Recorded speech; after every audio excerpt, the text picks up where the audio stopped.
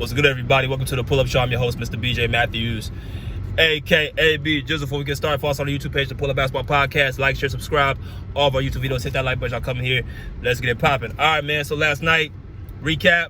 Talk a little bit about what happened to the game, to the Clippers and the Mavericks. I'm gonna get a drink of this good old Sprite.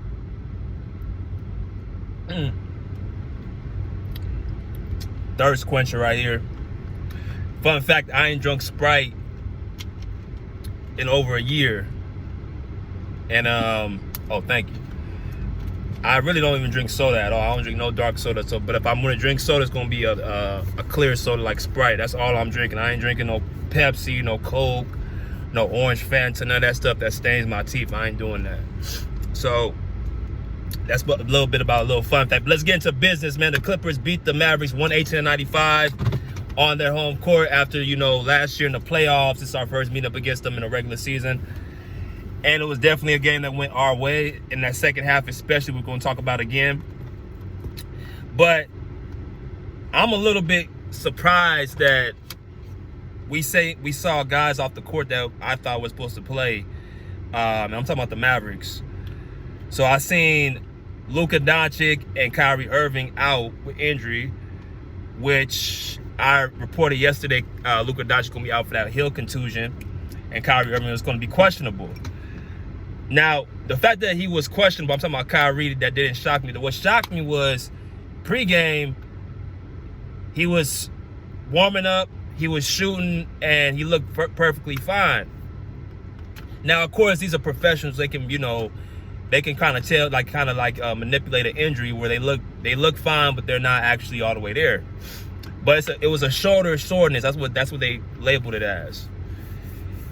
And I'm like, okay. When you look up in the one, he looks good. He's moving good. It's like his shooting form hasn't really, been quote unquote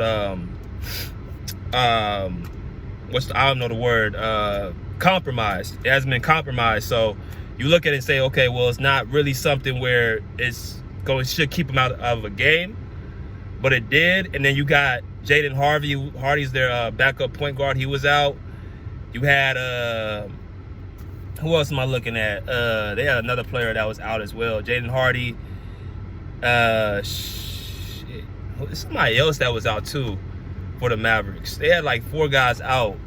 That's beside the point, but it came off as, to me, guys were looking to get rest more than be out because of injury. Because you just seen Luka Doncic had a 45-point per game performance against the Warriors, and he was out he had 4 days of rest, and he was out with a heel contusion. And then you had Kyrie, who had shoulder soreness. It was questionable, but he looked fine in warm-up. So that's beside the point. But it's like, at the end of the day, like back in when and I don't mean to make this about, my era, but you ain't going to sit out for no shoulder soreness, bro. Hell, you ain't even sitting out for a heel contusion, whatever that means. I just think these guys are getting, more, taking advantage of more of them trying to get some nights off. And that's perfectly fine because, that's just going to be the nature of the beast. But let's get into what happened to last night. The Clippers beat the Mavericks. They took care of business. We moved to 16-12. I think we are, I don't know what seed we are in the West, but we're 16-12 after last night. So we're getting all these games under our belt with Kawhi Leonard coming back. Looking to probably return on January the 27th if there's no setbacks. So what did I see last night? Well, I saw a team. We started off in the first half. I thought we were, a little bit flat shooting the basketball. I thought we were even a little flat defensively. I thought, guys like Spencer Dinwiddie, who didn't have a great shooting game, but was still getting to his spots. And you had Klay Thompson getting off, starting in that second half as well. I thought Daniel Gafford for them was, a big impact defensively. I thought Derek Lively caught some lobs as well. He was, doing that backwards. He did a nice backwards reverse alley-oop dunk from half court. So I thought some of their role players were getting off a little bit too comfortable. But players for us that I thought really kept the momentum going in that second half after us being up by 1 point was Nicholas Batum defensively, Amir Coffey, Norman Powell, of course, who was the man of the hour with 29 points, Viska Zubac. Those are the four guys I thought had the best game. And I know I left James Harden. I'm going to talk about James Harden in a minute. But this goes to tell me, y'all, again, what I've been seeing over the last couple months since the start of the season. When we have certain players off the court, the Clippers seem to get back into the game or play well. Now, we also saw Chris Dunn get ejected with that, altercation with that, young player on the Mavericks. I think his name is Gordon. There's a play that, I think we were about 5 points in the third quarter. And the dude, him and Dunn were getting back and forth until it looked like the guy tried to, trip Chris Dunn, and Chris Dunn ain't having that. Picked him from his neck, choked him, and threw him, and then told him, like, I'm gonna F you up if you do that again. And I can only imagine what the other guy was thinking in his head. But he tried to do a dirty move. He tried to pull a dirty move on Chris Dunn, and Chris Dunn, basically told him what it was, and, he got ejected. We'll see if he gets suspended for this game. But I thought, it was appropriate that Chris Dunn defended himself. I knew the Clippers were going to win that game after that incident, because more times than not, when we have ejections from either a coach or a player, we tend to, get a more lit under a fire under us. So we were able to prevail. I thought the game was under control. But I said to myself, okay, in the second half, Norman Powell caught fire. Nicholas Batum was playing very good defense in the rotation. You had Viska Zubac taking advantage of his matchup. And you also had more ball movement, right? You had ball movement. See, when you don't have to play under a system like James Harden, sometimes even as great as he is or was, people just submit to his system. And it's not until you actually get a chance to play team basketball, moving the ball around, and also being defensively, not defensively altered, because you don't have a guy who is defensively needs to be, support a lot.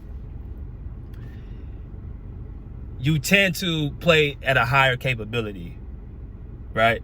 If you don't have a guy who takes so much away from everybody else, or takes so much away attention, and you get a chance to play more team basketball, you tend to look a little bit better. Look at the Lakers. When LeBron James, even last year, was out for a number of games, people thought they were going to lose certain games, and the Lakers would somehow find ways to win games without LeBron. You look at the Mavericks this year with Luka Doncic. They don't have Luka Doncic for a number of games, as Kyrie Irving leading them, and they still winning games, right? Sometimes you do not need this quote-unquote big name, especially if there's certain things you have to support him on the defensive end to win. I seen it last night. We get back into the game when James Harden's on that bench, and I'm getting a little annoyed when somebody's telling me that he's leading this team, because it's more and more prevalent that we got a guy who's leading us in scoring, in Norman Powell, averaging 23 points per game, and was shooting 50% from the field and 50% from the three just about a week and a half ago. But yet his name gets pulled in, it's because of James Harden. He's getting him open shots. Every time I see Norman Powell, he don't need James Harden to get him open shots. It may be off of, okay, a point guard tends to get you better shots. That's fine. But it's not simply just Harden just doing it off of his own merits. Look at the Phoenix Suns right now. They got Tyus Jones over there, who gets Devin Booker and Kevin Durant better looks. But no one's sitting around saying that it's because Tyus Jones, this is why Kevin Durant and Devin Booker are doing what they're doing, even though part of that's true. They're going to give the credit to Devin Booker and Kevin Durant because they're putting the ball in the basket. You can be open as much as you want. You got to put the ball in the basket to be able to make an impact. I'm not saying James Harden has not done what he's doing, but people are lowering the bar for him. Like his efficiency has not been great, has not even been good. Teams, we get back into games when he's on the bench. Go back and watch the game yesterday, again in that third quarter, and see when we got back, we started blowing the lead open.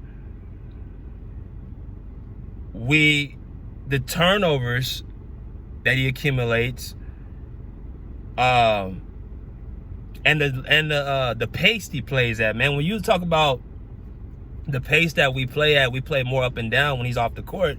That tends to help our team to actually be more successful. Norman Powell likes to play with pace. You got guys like Nicholas Batum that like to play with pace even though he's older. Amir Coffey likes to play with pace. Derrick Jones Jr. likes to play with pace. Those guys like to play with pace, and those are the guys, to me, that do better when they don't have an offense to slow it down. Chris Dunn likes to play with pace, as crazy as that sounds. He likes to get up and down the floor.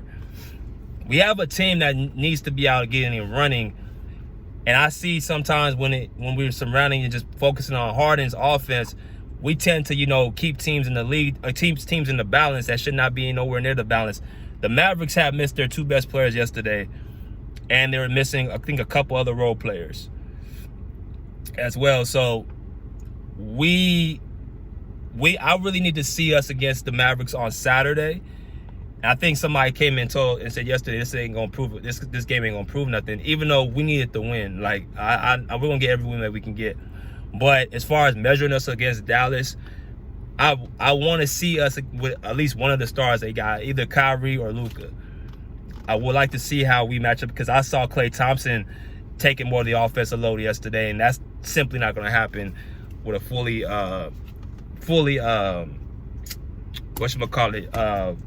a full roster Dallas Maverick team.